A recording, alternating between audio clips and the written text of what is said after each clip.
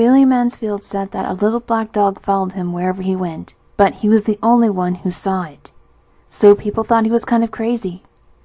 To drive the dog away, Billy was always hollering at it, throwing rocks at it, but the dog always came back. The first time Billy saw that dog was the day he fought Silas Burton.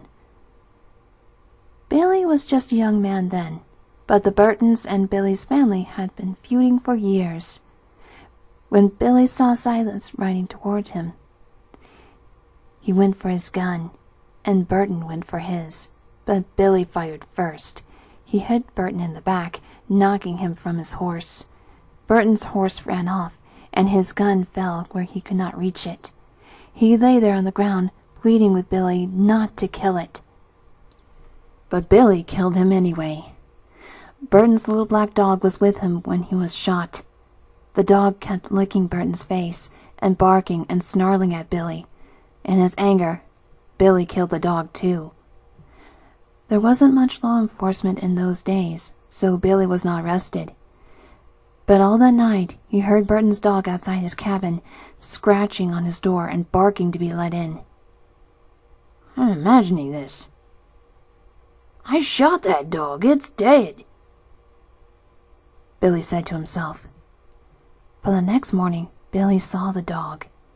It was waiting for him outside. From then on, there was not a day when he did not see it, and there was not a night when he did not hear it scratching on his door, barking to be let in.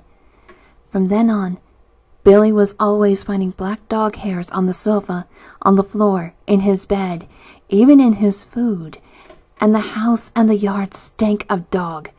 That's what Billy said. Whenever somebody told him there was not any dog to see, he'd say, "Maybe you don't see it, but I do. I'm not any crazier than you are." Things went on like that for many years. Then one morning in the middle of the winter, the neighbors did not see any smoke coming out of Billy's chimney. When they went over to check, Billy was not there. A day or so later, they found his body laying in the snow in a field back of his cabin. Billy had plenty of enemies, and at first it seemed like somebody might have killed him, but there was not a mark on his body, and there was not any footprints there, except for Billy's. The doctor said Billy probably died of old age, but there was something odd about his death. When the neighbors found Billy, there were black dog hairs on his clothes. There were even a few on his face. It smelled like a dog had been out there, yet no one had seen a dog anywhere.